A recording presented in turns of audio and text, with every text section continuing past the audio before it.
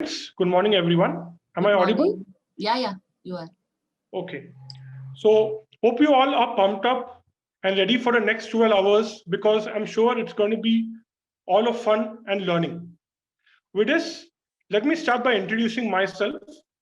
I'm Ashwin Rasquinha, a NLP master practitioner and life and executive coach. And I'm here to give my views on a particular science which has transformed my life both personally and professionally in some way or other. And that is NLP. So when I talk about NLP here, it is neuro-linguistic programming. And there are people who normally confuse it to terms like natural language processing or nonlinear programming. So let me start by saying what exactly is NLP here. So when it goes back to like NLP, it was started in the early 1950s and then it was popularized in 1970s by two people, Richard Bandler and John Grinder, who basically observed patterns of people, and to that they wanted to know as to how people are able to get the results and transform themselves the way they wanted. And that is when they did something called as modeling. So now to start off, when I talk about neuro-linguistic programming, the term itself is bifurcated here. That is neuro. So neuro is basically using our five senses. And when and I'm sure that most of you all know what the five senses are. That is, you use your eyes to see, your ears to hear, the skin for the feeling part of it, which are predominantly used, and also there is the taste and smell part of it. So now, before moving on further into NLP, it's very important to know the stages of learning because NLP is all to do with the mind. So when it comes to models of learning, if you have seen at the age of 2 or 3, when you're a young kid, you will not be knowing that there is something called a car. And that is when you're in the stage of unconscious incompetency. And slowly as you grow up, you realize that there is something like a car, it exists, but you are not aware of how it can be used. And that is where you go through something called as conscious incompetency. And then later on, you go for driving classes and you learn the skills of how to drive a car. And that is when you attain the stage of conscious competency. And finally, you become an expert in driving a car. That is, you can just operate the steering and the gears without having ever even looking at it. You just become an expert in it.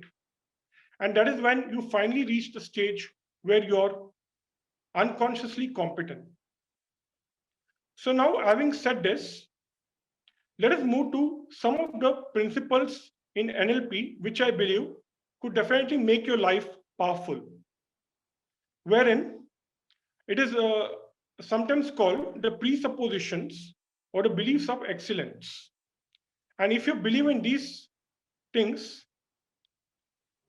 you will realize that your life can be different in some way or the other from now on. The first presupposition or belief of excellence here is called the map is not a territory. So when I say that the map is not a territory, it's nothing but respecting the map of the other person. So I'm not saying that we need to accept what his map is or what his views about the world or reality is. It's just that we need to respect it and give him an opportunity to speak out what he has to. Then there is no failure, only feedback. If you believe in this particular belief of excellence, that there is no failure, only feedback, and there is a learning from every failure, be it a goal setting or be it anything you want in life, you can always attain success. After all, the acronym FAIL stands for nothing but first attempt in learning. And the third belief of excellence here is there is a solution to every problem. So every problem would have a solution if you're able to analyze it the way you want. And that brings me to the fourth belief of excellence, That is, if someone can do it, anyone can do it. So if you see, like there was someone like Bill Gates, he was a college dropout. Even then, he knew how to become rich, and he was able to and became the richest man in the world. And when he can do it, imagine we have got all the qualifications what we want, and we can definitely attain success and get whatever we want. And finally, it brings me to a presupposition that we have all the resources we need. So we can just take the example of Arunima Sinha here. In order to thwart a theft attempt in a train while traveling, she fought with the robbers, the thieves, and as a result of it, what happened was she was pushed off from a train, which resulted in one of her leg getting amputated. But even then, she did not lose hope. She took the Indian flag, she climbed the Himalayas, stood over there, and placed a flag on the top of the Himalayas or the Mount Everest. And there is a video also of that wherein she said that if I can do it without a leg, then people have got all the resources, yeah, they can definitely attain whatever they want. So now, having said that, let's move to some things which are otherwise called the filters of neuro-linguistic programming. Some things we need to tend to avoid if we need to achieve whatever we want using this particular science. And that brings me to the first filter, wherein it's called as deletion. So when I talk about deletion, it's like we can give a common example that when you ask a promotion in a company and your boss, for some reason or the other, denies your promotion by telling that or highlighting the errors what you have made. He tends to have deleted that information where there would be a couple of things wherein you would have done well. And that is where he deletes certain things. Distortion is the next one. When I say distortion, I mean to say that you give a meaning to something without actually knowing or whether actually understanding that that is exactly the meaning of it. For example, I'm a student. I close my eyes and listen in class. The teacher or the facilitator would kind of believe that the person is closing his eyes and listening, which may not which may be that he is not interested, wherein they tend to distort facts, which may not really be true. It could be a possibility that maybe I feel it comfortable closing my eyes and listening. And then coming to generalization, which most of us, if not all, do it, wherein just because of one particular experience, we generalize it and say that everyone are like this, everyone are like that. For example, for all politicians are corrupted, or women are not good drivers, just because of coming across one or a handful of experiences. So now, having said this, keeping all this in mind, let us look into some of the brain principles which is very important in NLP. So for that, I would just want you all to close your eyes. And as you close your eyes, I want you to imagine yourself going near your fridge. And once you open the fridge, you find a juicy yellow lemon. You pick up the lemon from the fridge. You take a knife and cut the lemon into two slices. And once you cut the lemon into two slices, you just take one slice of the lemon and squeeze it into your mouth. And just feel the taste.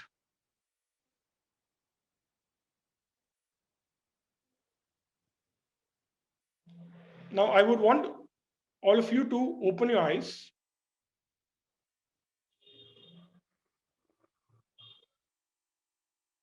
And you can just, if the live chat is enabled, you can just share your thoughts over there, like what you felt.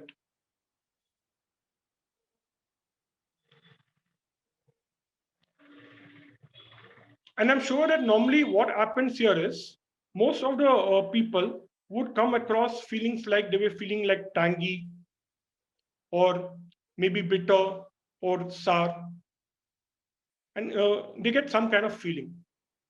That brings me to the first and the most important brain principle, wherein we cannot differentiate between imagination and reality. Even though you're not really having that lemon, you're still able to have certain feelings associated with it, which you actually feel in real life. And now let me come to the second principle, which says that the brain does not process negatives. Now, again, for example, if I ask you all to close your eyes and tell you all, please do not think of a blue tree. Just close your eyes and do not think of a blue tree, a blue color tree.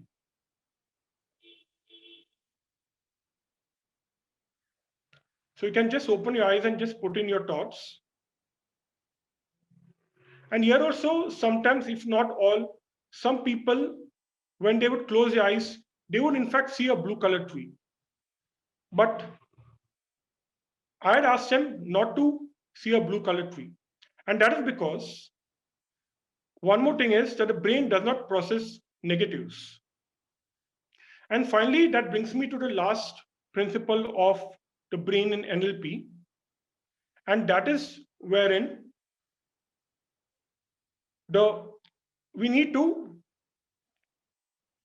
give a specific command to the brain, and the brain needs completion. For example, let me say that, "Hi, Mr. X, please come here. I want to tell you something which is very important for you." And then I tell him that I will tell you tomorrow. So what happens here is he will be very eager. He will not have the patience to wait till tomorrow because there's something important to tell about him. And his brain becomes incomplete till he's able to process all the information and I'm able to tell him what I want to tell. And at the same time, when I say brain needs specific command, it means to say, like, if I'm telling, like, I want you to do this particular thing for me, but I've not mentioned what is it. So that is where a brain would need a specific command to process that information.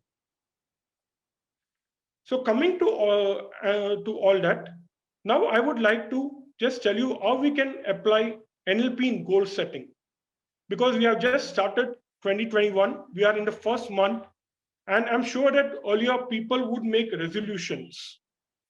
But however, how easy it was to make the resolutions, attaining the same is not that simple and straightforward. And it's difficult to commit to them. But when it comes to goals, people would always have it and would want to attain it at some point of time. So there's something where is very, very valuable, a tool in NLP, and that is called well-formed outcomes. So when I talk about well-formed outcomes, the first thing about well-formed outcomes is it should always be in the positive, the goal. And when I say it should be in the positive, an example could be, say for example, I want to lose weight. I would not say that I want to lose weight. Rather, I would say that I want to be 50 kilos at this point of time, wherein the goal is not only in the positive, but it is also smart, something which can be specific, measurable, achievable, or attainable, realistic, and time bound. And coming to the second part of well formed outcome, the goal which we have should be self maintained and self initiated, wherein it should be something what we have taught and decided, and not someone else asking us to do it. And that brings me to the third point in well from outcome. It should be ecological. By ecology, I would mean to say that it should be something which should be within my reach, and the people around me also should be impacted positively. And finally, the same goal, there should be more than one outcome to reach this particular goal. And there should be a choice after that in case I'm not able to attain this goal for some reason. So, this is one way wherein we can achieve goal setting and achieve our goals. Another NLP tool which can be used is modeling. And when I say modeling, also it can be done in two ways. So, wherein you have a role model. Say, for example, I want to become a public speaker. And if I know the person, the role model who's good in it, I can always ask him questions and ask him how he's able to walk on stage, display himself, speak confidently in front of people. And also at the same time, if I'm not connected with a role model, if I do not know him personally, I can model him by observation, by watching his videos, watching his interviews, wherein there is someone asking questions as to how he's able to attain his goal of being a public speaker.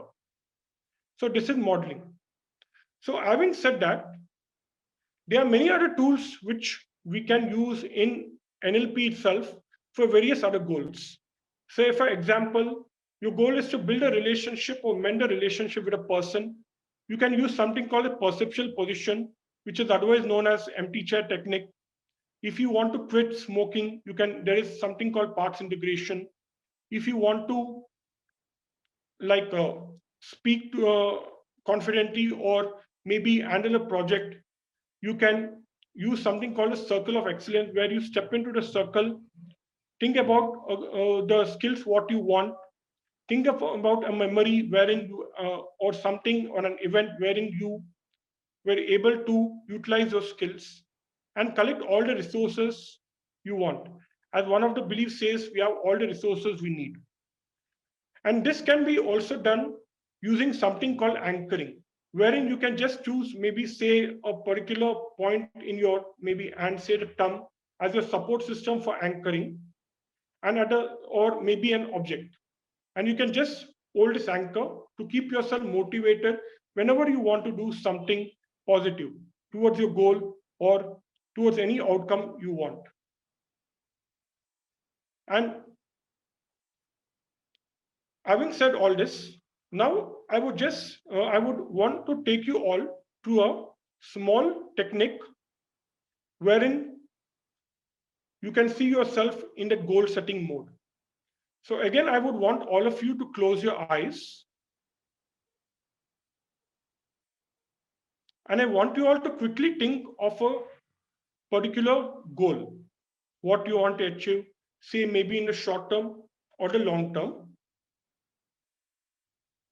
and just think of all the resources or any of the few resources what you feel would be required for attaining this goal or achieving this goal.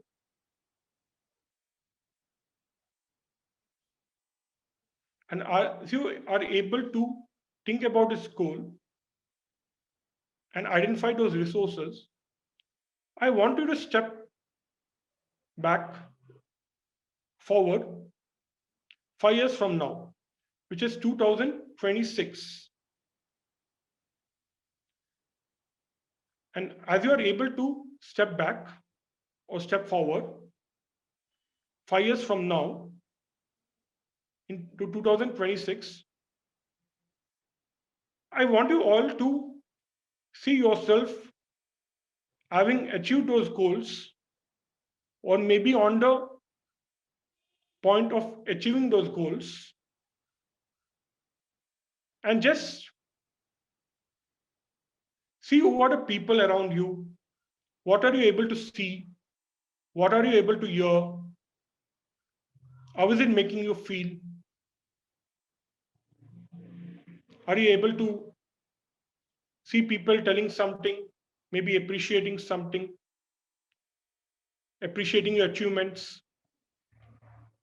Also, at that point of time, if you're on the verge of attaining your goals, just see as to whether there are any other resources which you still need, to achieve that goal.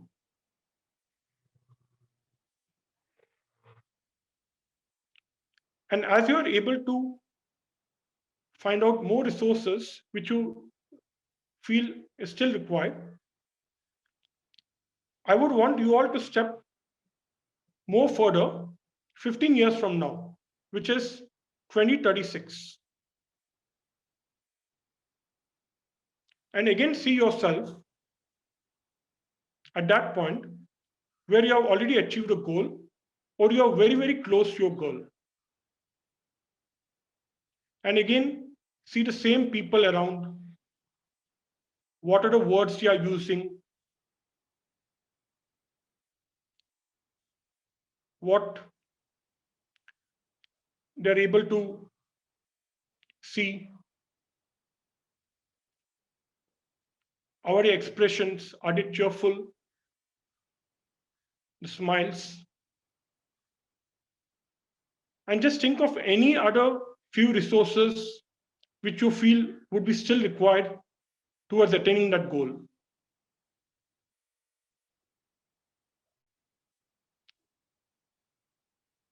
And once you're able to do that, move again a step forward, like 25 or 30 years down the line, or maybe much more than that, and see yourself celebrating your 100th birthday.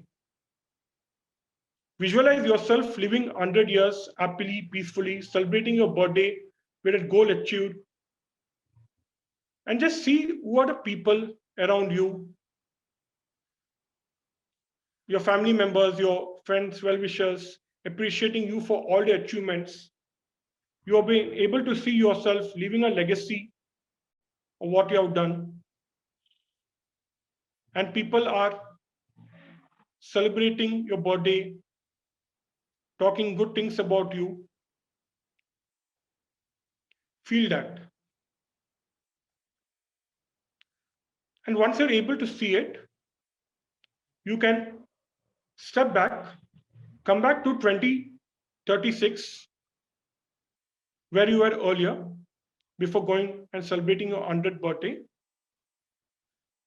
and just think whether you're able to see even more resources than earlier in the same position, which could take you closer towards your goals.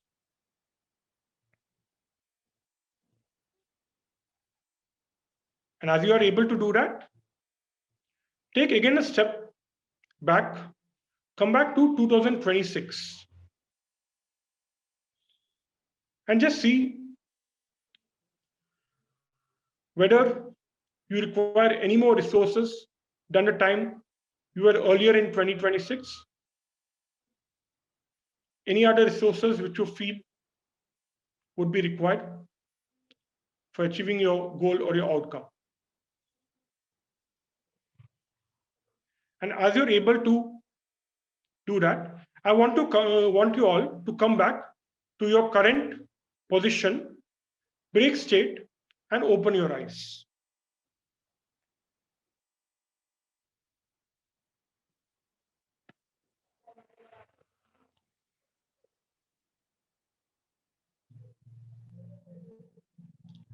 So,